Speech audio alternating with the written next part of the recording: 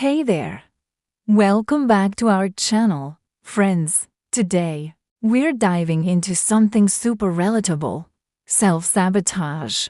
Let's get into it. Ever get that feeling like you're totally your own worst enemy, You have big goals.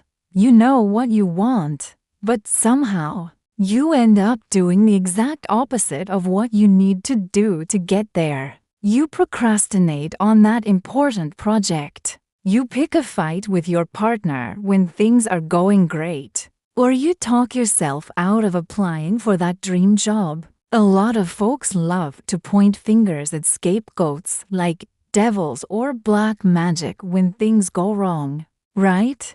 But honestly, isn't it often just bad luck or karma? At the end of the day, we really need to take a good look in the mirror. What if I told you that cause and effect are super active in our lives? Every choice we make, every action we take, has a ripple effect. For example, when you're kind to someone, it often comes back around in unexpected ways. So, let's think about it. Are we really aware of how our actions shape our reality? If this sounds familiar, you might be dealing with self-sabotage. And trust me, you are not alone. Self-sabotage is when we engage in behaviors or thoughts that undermine our own success and well-being. It's a tricky thing because it often feels like we're protecting ourselves in the moment. But in the long run, it just holds us back. Think of it as this inner tug-of-war between what you consciously crave and what your subconscious is totally freaking out about. It's not just about being lazy or lacking willpower. It runs way deeper than that. Often, it's rooted in this intense fear of failing, which is pretty common, or even a surprising fear of actually succeeding. Can you believe that? Sometimes, it's tied to low self-esteem, where you genuinely feel like you don't deserve good things. And let's not forget those old patterns we picked up in childhood or from past traumas that keep creeping back. It's like a cycle that just won't quit. Understanding this can really help you break free and start making choices that align with what you truly want. How wild is that? So what does self-sabotage actually look like? Well, it wears many masks. The most common one is procrastination. You know, that task you keep putting off? The one that gives you a pit in your stomach just thinking about it? That's often self-sabotage at play. By delaying, you create a built-in excuse for a less than perfect outcome. If you fail, you can just tell yourself, well, I didn't have enough time. Another huge one is perfectionism. This is the all or nothing mindset. You set such impossibly high standards for yourself that you feel too overwhelmed to even start. Or you start something but never finish it because it's not perfect enough. Perfectionism isn't about striving for excellence. It's a fear of being judged, a fear of not being good enough. Then there's negative self-talk, that little voice in your head that constantly criticizes you, telling you you're not smart enough, talented enough, or worthy enough. This constant stream of negativity erodes your confidence until you start believing it, making it almost impossible to take risks or pursue your goals. Other forms can be more obvious, like using substances, food, or shopping to numb your feelings instead of facing difficult situations head-on. Or maybe you avoid opportunities altogether. You don't ask for that promotion, you turn down invitations. Or you avoid getting too close to people because you're scared of rejection or getting hurt. It's about choosing the familiar discomfort of your current situation over the scary, unknown territory of growth. So, Why do we do this to ourselves? Let us dig into the why, because understanding the root cause is the first step to changing the behavior. A major driver is the fear of failure.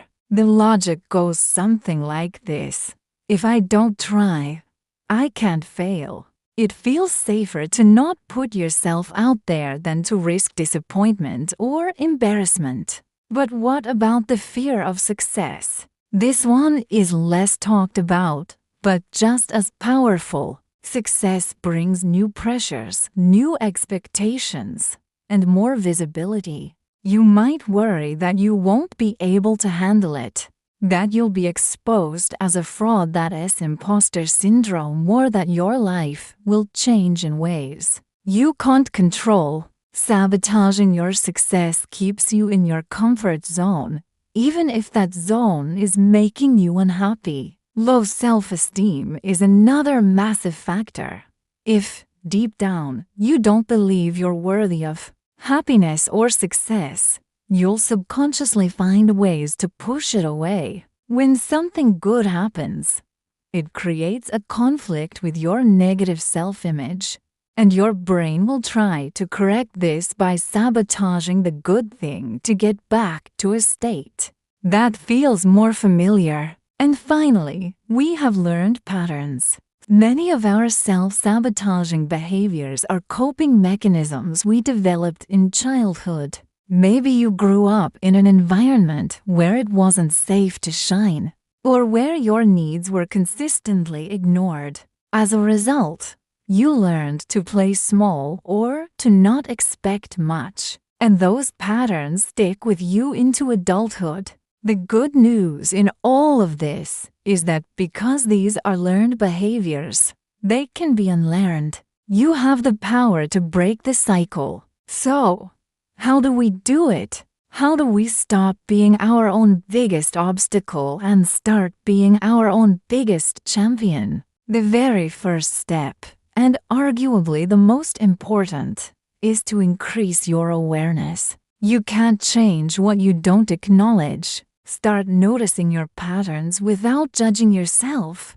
When do you procrastinate the most? What situations trigger your negative self-talk? What are you feeling right before you reach for that comfort food or start an argument? Try keeping a journal or a note on your phone. Just write down what happened, what you were thinking, and what you were feeling. The goal here isn't to blame yourself. It's to become a detective in your own life, gathering clues about your internal world. Once you start noticing the patterns, the next step is to identify the core beliefs that are driving them. The behavior, the procrastination, the perfectionism is just the symptom. The root cause is the underlying belief. For example, the behavior might be not finishing your projects. The underlying belief could be, I'm not good enough, and if I finish this, people will see that. Or maybe the behavior is pushing people away in relationships, and the core belief is, I'm unlovable, and they'll eventually leave me anyway, so I might as well get it over with. Uncovering these beliefs can be tough, and this is where therapy can be incredibly helpful. A professional can provide a safe space to explore where these beliefs came from and help you start to challenge them. This brings us to step 3.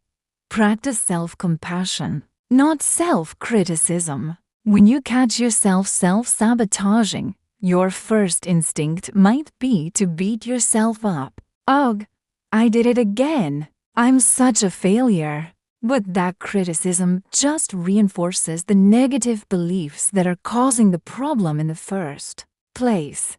It's like trying to put out a fire with gasoline. Instead, try treating yourself with the same kindness you would offer a friend. Replace that critical thought with a compassionate one.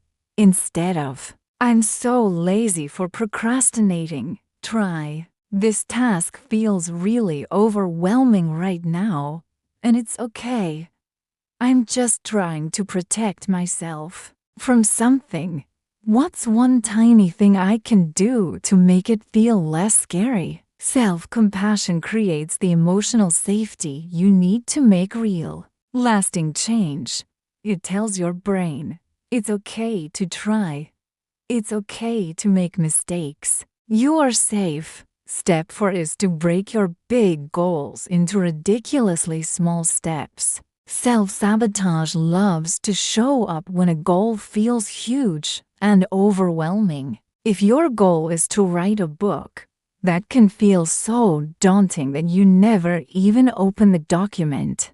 But what if your goal was just to write one sentence or open the document and read the last paragraph that feels manageable? Small wins build momentum and confidence. Ask yourself, what is the absolute smallest action I can take right now that moves me even 1 inch closer to my goal? Celebrate that small step. Progress doesn't have to be a giant leap. A series of small, consistent steps will get you to the same destination, but with a lot less stress and self-sabotage along the way. Finally, step 5. Seek professional support. Trying to untangle years of ingrained patterns and deep-seated beliefs on your own is incredibly difficult. It's like trying to perform surgery on yourself. A mental health professional, like a therapist or counselor, is a trained expert who can give you the tools, strategies, and support you need. They can help you address the root causes, like past trauma or anxiety, and develop healthier coping mechanisms. Reaching out for help is not a sign of weakness. It's a sign of strength. It's an admission that you value your well-being enough to invest in it. Remember, breaking the cycle of self-sabotage is a journey, not an overnight fix. There will be days when you fall back into old patterns, and that's okay. The key is to notice it. Treat yourself with compassion and gently guide yourself back on track. You are not broken. You are a human being who developed certain strategies to cope. Now, you have the opportunity to learn new, more effective strategies that will allow you to build the life you truly want and deserve. You have the capacity to become your greatest ally. Thank you so much for watching. If this video resonated with you, please give it a thumbs up and consider subscribing for more content on mental health and personal growth. And if you're struggling, please know that help is available. Take care of yourself, and I'll see you in the next video.